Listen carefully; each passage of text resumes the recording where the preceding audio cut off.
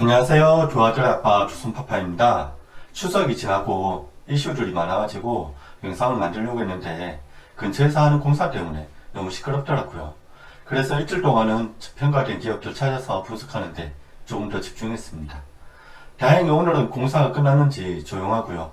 그래서 오전에 두 개 기업에 투자 진행하고 조금 있으면 독감 백신 맞으러 가야 하는데 잠시 시간 내가지고 녹음을 합니다. 오늘은 세 가지 이슈에 대해서 브리핑을 할 건데요. 우선 미국 증시가 오르러가지고 급락했던 이유를 말씀드릴 거고, 두 번째 조금 더 구체화돼서 나온 미국 기업의 독점 금지법에 관한 얘기 드리겠습니다. 그리고 마지막으로는 애플이 새로운 아이폰을 13일에 공개한다고 하는데 예상되는 모델에 대해서 말씀을 드리겠습니다. 어제 미국 증시는 오후 2시 반쯤 해가지고 다우지수, 나스닥 지수, S&P 500 지수 이 3대 지수가 모두 급락하는 모습을 보였고요. 이유는 트럼프 대통령이 추가 부양책에 대한 협상을 중단하라는 지시를 했다고 하네요.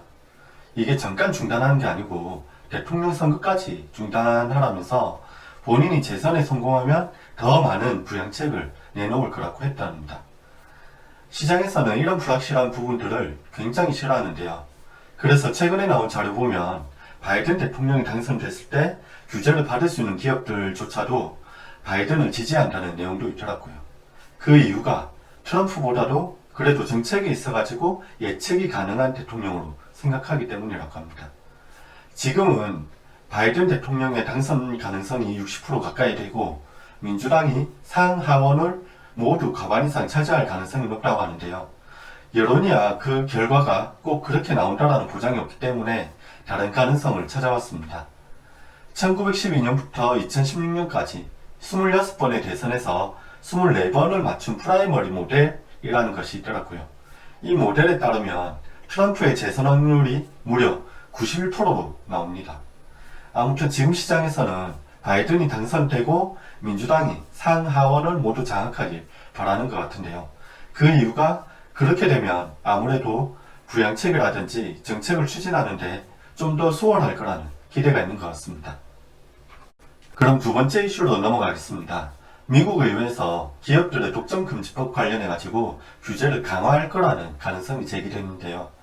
하원에 있는 반독점 소위원회에서 대형 기술주의 분할을 포함해가지고 독점 금지 조치를 권고할 계획이라는 보도가 나왔습니다. 구체적으로는 구글과 페이스북은 각각 유튜브하고 인스타그램을 분할해야 한다는 내용이 담겨 있고요. 아마존에 대해서는 자체 상품의 판매 금지에 대한 내용이 있고, 애플에 대해서는 자체 앱을 제공하는 것을 금지하라는 내용들이 포함되어 있다고 하네요. 그리고 대형 기술 기업들이 다른 사업 분야에 진입하는 것을 금지하는 내용도 포함됐다고 하는데요. 결국 거대 플랫폼 기업이 시장을 장악하지 못하도록 하는 건데, 이러한 조치가 필요하다는 생각이 들기는 한데 소비자 입장에서는 꼭 그럴 필요가 있을까라는 생각도 들고요. 물론 최근에도 느낀 거지만 얼마 전에 치킨을 시켜 먹는데 가격이 비싸다라는 생각이 들더라고요. 아마도 대부분 다 이제 배달 비용이 치킨 가격에 포함되어 있을 거라는 생각을 할 것 같은데요. 근데 BBQ나 이제 BHC는 포장 주문을 해도 똑같은 가격이고, 오꾸닥은 그나마 포장 주문하면 2,000원 할인이 되더라고요. 그렇다고 오꾸닥을 홍보하는 건 아니고 그냥 닭 한 마리에 2만원을 주고 먹어야 되나 싶어서 얘기해봤습니다. 두 아들을 키우는 입장에서 이제 3, 4살이 되는 애들이 반마리를 지들이 다 먹더라고요. 좀 있으면 한 끼에 닭 2마리는 시켜야 할 것 같은데, 아이고 돈 많이 벌 수 있게 구독과 좋아요 좀 부탁드립니다. 마지막으로 애플의 신제품 공개 행사 관련해가지고 말씀을 드릴 건데요. 애플이 10월 13일에 아이폰 신제품을 공개할 거라고 확정했답니다. 관련해가지고 나온 이미지를 보시면 하이스피드라는 문구가 적혀 있는데요. 이 문구를 보면 누구나 예상할 수 있듯이 저도 애플이 5G 아이폰을 공개하겠구나 생각이 들고요. 근데 5G도 다 같은 5G가 아닌 게, 지금 우리가 쓰는 대부분의 5G 통신은 3.5GHz 대역폭을 쓰고 있는 거고요. 진짜라고 해야 될까요? 우리가 기대하고 있는 초고속 5G 통신은 28GHz 대역폭을 쓰는 걸 말하는 거거든요. 근데 우리나라에서는 SK텔레콤하고 LGU+, KT가 28GHz 주파수의 5G 기지국을 구축하기 위해서 지난 4일에 삼성전자에 발주를 냈다고 하는데요. 그러면 초고속 5G 상용화는 내년이나 돼야 가능하지 않을까 싶고요. 그리고 스마트폰 제조사들은 이에 맞춰가지고 지금부터 28GHz 대역폭을 쓸 수 있는 스마트폰을 출시하지 않을까 싶습니다.